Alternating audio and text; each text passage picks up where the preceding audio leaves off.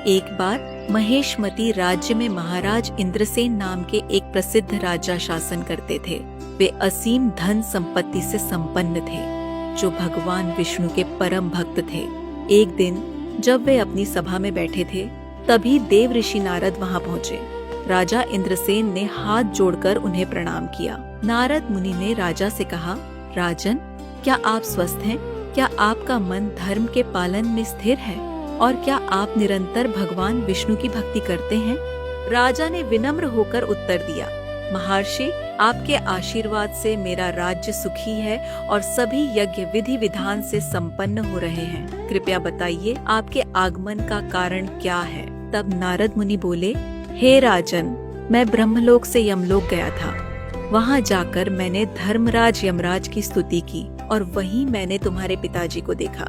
वे केवल इसीलिए यमलोक में हैं क्योंकि उन्होंने एक बार एकादशी का व्रत तोड़ दिया था।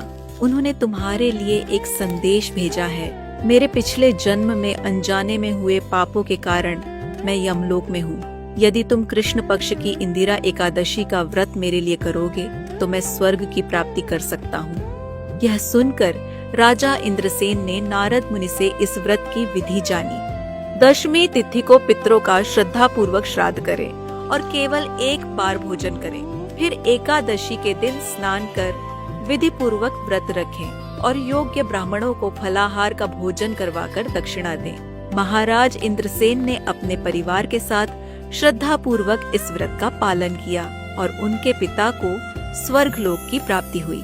इस प्रकार इंदिरा एकादशी का व्रत व्यक्ति के सभी पापों को नष्ट करके पितरों को मुक्ति प्रदान करता है।